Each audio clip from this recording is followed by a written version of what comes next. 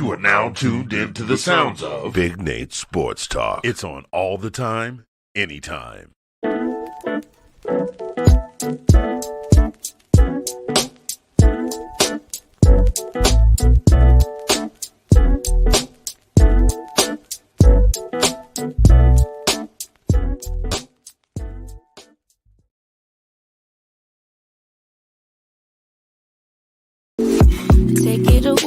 Take it away, feeling too good to me.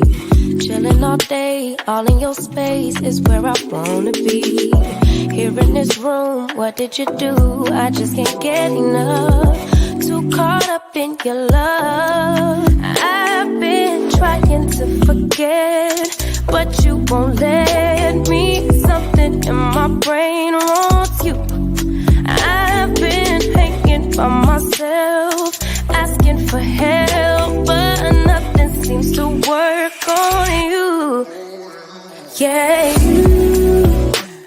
you always make me feel like, oh yeah, you never leave my thoughts alone, yeah, you're the reason I'm going out my mind. I just can't stop thinking about you.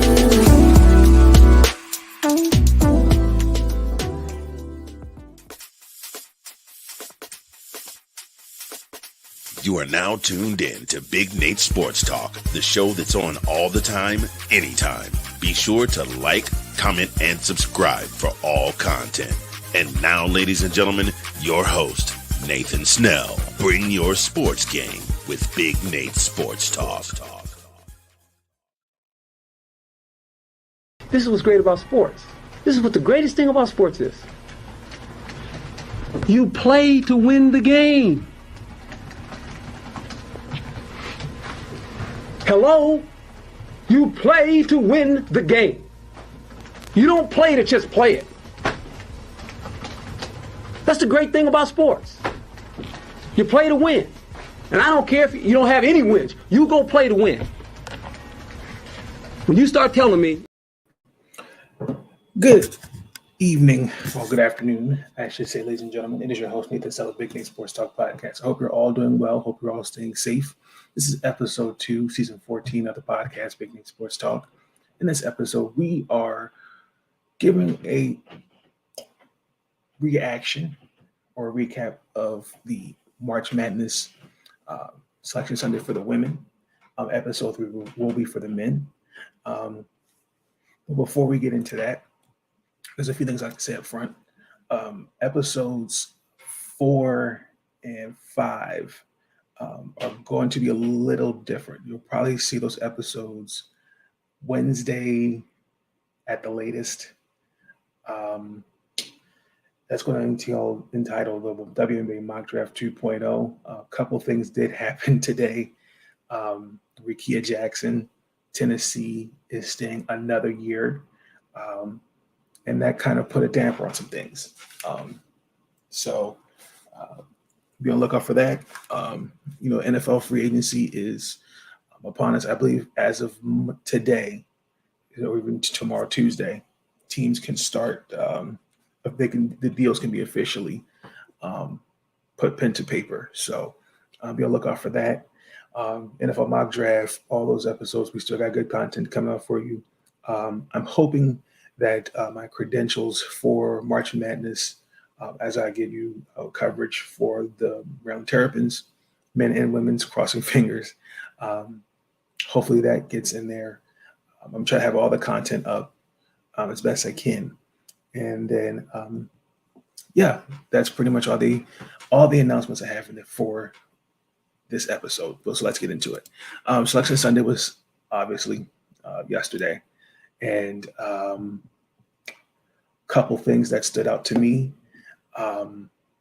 I feel like for the Selection Sunday, I guess we did the episode with Brendan Potts.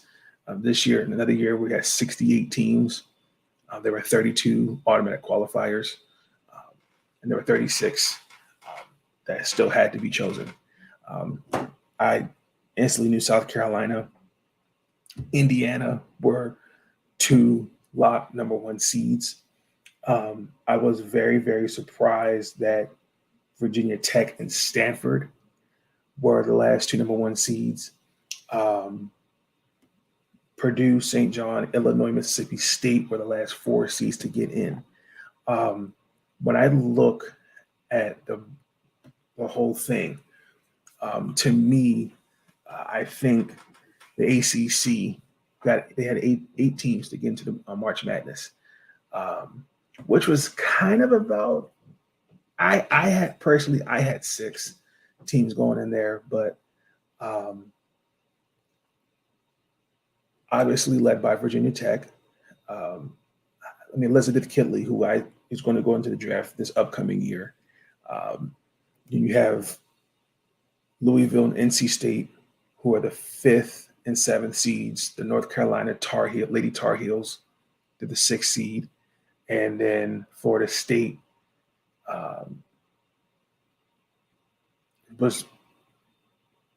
is seeded 7th, and I think Miami was the 9th seed. Last year, Louisville and NC State were the 5th and 7th seeds. I apologize. I take that back. I really thought the ACC really got a lot of love in there. The Ivy League schools did not really get a lot of love. Columbia, I believe they lost to Princeton and somebody else. I can't think of the top of my head, but I know they lost to Princeton and there's another school. I want to say it was Harvard. No, I'm sorry. They lost to Harvard and Princeton beat somebody. I think it was Crimson. I think it's automatically that's what Princeton did. I apologize for that. Other than that, you could say West Virginia. They looked pretty good. The committee gave them the number 10 seed, even though they went 19-11 this season. I think the 2 wins over. I think the big win over 2 wins over Baylor. I thought that was pretty good. They're going to face Arizona in our sub-region. North Carolina, like where they were seeded, they're 6th seed, and they go to Columbus. Yes. I'm a little confused on how the committee really made the selections for them, because I looked at it before I started the episode. They have 6 wins against the top 25 teams. 3 of those were on the road. They had the 12th toughest schedule. And according to the net, the top 100, they had 14 wins in the top 100 of the net. They won 21 games. They were 11-7 in the ACC. Yes, 2 of those losses, they didn't have their two main starters. We get that. But they've beaten Iowa State, Notre Dame, and Duke twice. I didn't really get that, which was very weird to me. Other than that, the brackets looked good. South Carolina, I think, to me, we all know that they're the favorite. And I think to really see their road to Dallas is going to be interesting. They obviously will play Norfolk State, 16th seed. And the last time a 16th seed upsetted the number 1 seed, I want to say it was back in the 90s. I think it was something like that. I want to say Stanford or Hartford. I think it was Stanford got upset by Harvard. And with no disrespect, but there'll probably be a little some energy. You'll probably see something there, but we all know South Carolina's going to win that matchup. And then whoever beats Marquette in Southern Florida, that should be a good game. South Florida won the AAC regular title. Congratulations to them. And they had 2 good respective wins, particularly against Texas and Alabama. But they did lose in the first round of the tournament. Marquette, I know they've beaten UConn, Texas, and Gonzaga. So I don't think there'll be any. I think there'll be some grit, and they're going to make South Carolina earn their points. But I see the first 2 rounds really being just easy for South Carolina. They know what they have to do. I will also say that it'll probably be us and them, South Carolina versus Maryland in the Elite Eight. Maryland, who was ranked a number 2 seed, and then Notre Dame potentially.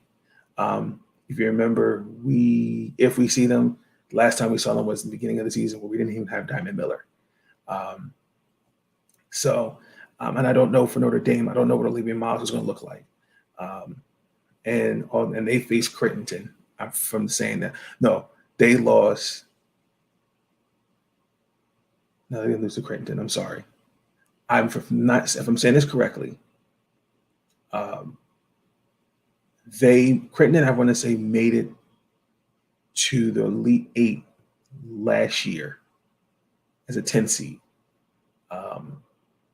But they are in the same bracket as Creighton. They are in the same bracket. So I'm kind of curious to see how that'll look. But I think everything depends on the health of Olivia Miles for sure.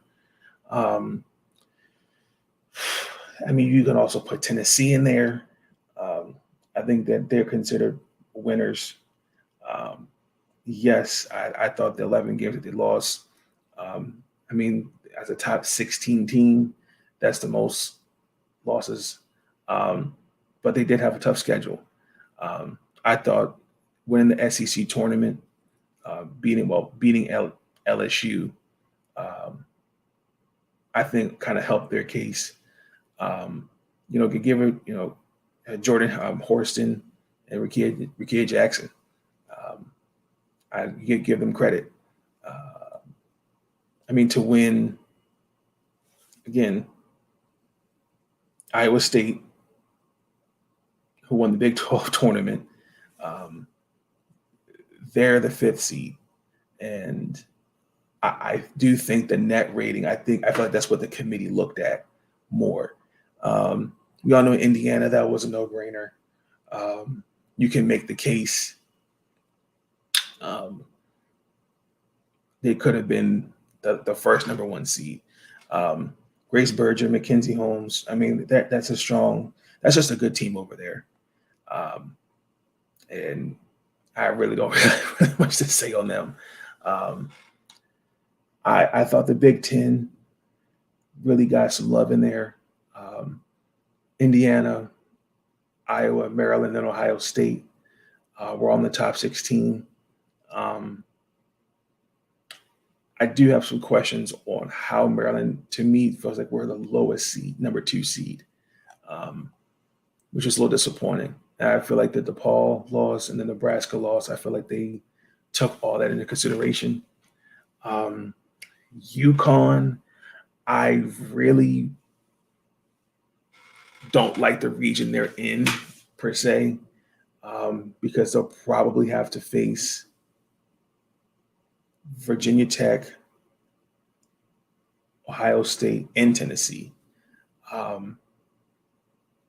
So I'm curious to see how they will look in that region. They're in the Seattle 3 region. I'm curious to see how they'll look in that region. I was surprised, no Big 12 teams. That's what stood out the most in their selection. Just one team, that's Texas. They're going to host the first two early round games. I was surprised by that. Oklahoma is going to LSU, is going to UCLA, and Iowa State, who won the Big 12, they're going to go to Knoxville. I was very surprised. No one in the Big 12 got to host a game.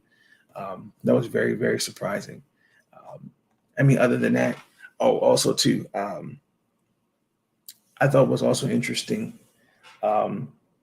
Some of the teams, I know we have some weather happening, and the NCAA is not going to charter flights for Charleston, and I want to say it's Holy Cross.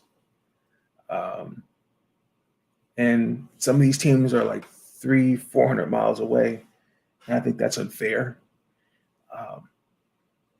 I think Charleston said they're going to just charter a bus and figure how to get the fans and families to the games. I'm very, very surprised on that, disappointed, especially especially in a snowstorm. They basically say they got to take a bus with an Amtrak. I don't like that whatsoever.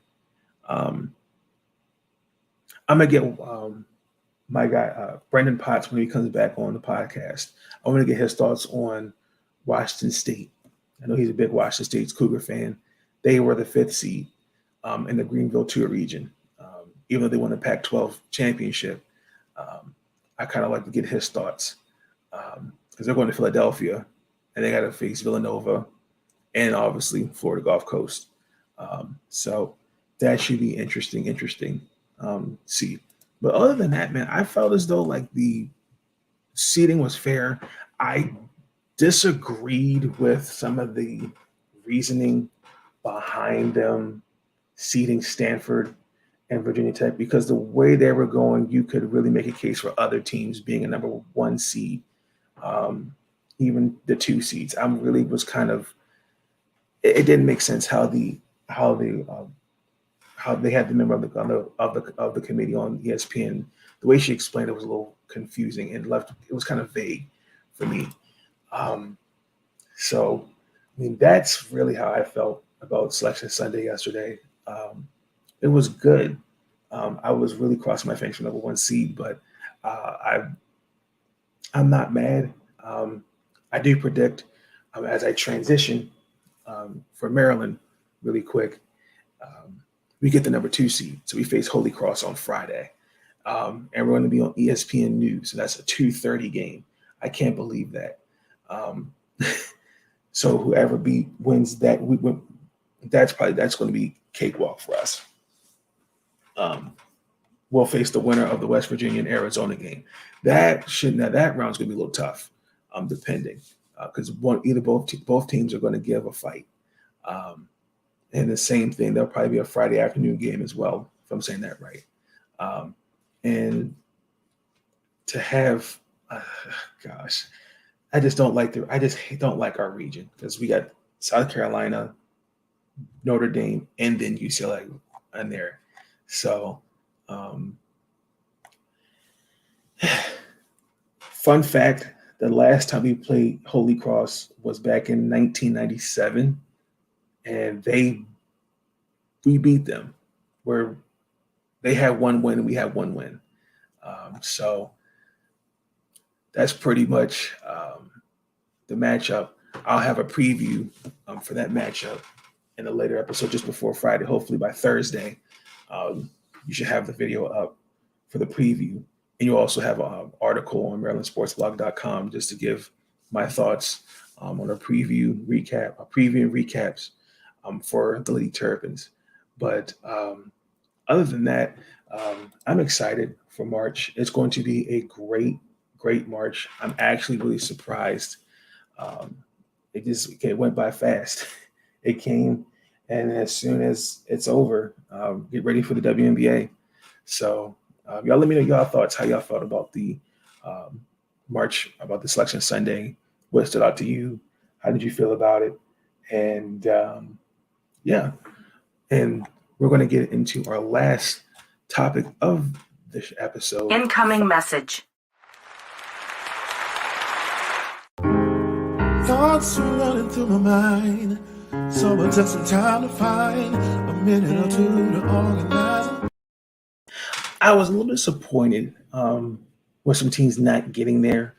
For those that don't obviously get into March Madness, there's always something called the NITs, which I look as it's not like March Madness, but it's saying, hey, we acknowledge you, the year you had, and look at this as a precursor to what your team can be competitive-wise for next year, for next March.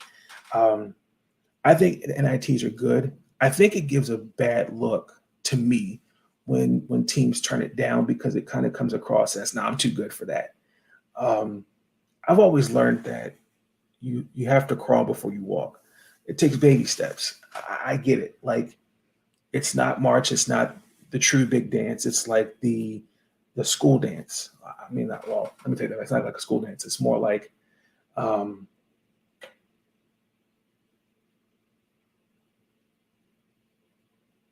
it's like, it's not the big moment. It's not like you're playing in front of 30,000 people. And I get it, but I really think coaches and teams should really, really consider accepting that NIT invite. The NIT, like last year, I saw several good teams that just not want to participate. This year, same thing. Shout out to the University of Towson, Drexel, I think Morgan State. They're going to be in there. I just feel like take moments like this to help build your program. That's just how I look at it with the NITs. So that's just my final message. You'll hear me probably say that again in episode 3. So, all right. But ladies and gentlemen, that's going to end this episode. Be tuned in for future episodes. Ladies and gentlemen, thank you. Thank you so much for tuning in to episode 2. Let me know your thoughts about how for the women's selection Sunday, what did you thought? What were your thoughts on it? And what is your brackets looking like? Who do you have winning it all? With that being said, enjoy the rest of your day. Episode 3 will be out shortly. I'll have that episode and this episode. I have it up later tomorrow afternoon. So, and then episodes 4 and 5 will be up as well, same Wednesday. So until then, please like, comment, and subscribe. I'll catch you on the flip side. Y'all have a good night. Peace. Stay up. It's Friday night and I hit up the hood. Grab the keys, jump in my ride, cruise the town and then find something new. Hit the club, the DJ's got the dance floor in a groove, and none of that compares to when I turned around and saw you. I can't understand it, girl. How you do the things I'm watching you do. While we're in this club, hey, all I wanna do is dance with you. I wanna dance with you. The moment that I saw your face, I knew I wasn't leaving till I got a chance to know you. But I'm still nervous, trying not to lose my cool. So I'm stuck, sitting watching you. I don't know what to do. Can't understand. Oh, yeah. How you do the thing. I'm watching you do. Thank you for tuning in to Big Nate Sports Talk. If you enjoyed that episode and you want to see more content, be sure to like, comment, and subscribe. Bring your sports game on Big Nate Sports Talk. It's on all the time, anytime. I wanna thank you. I wanna thank you, yeah. I wanna thank you. Ooh.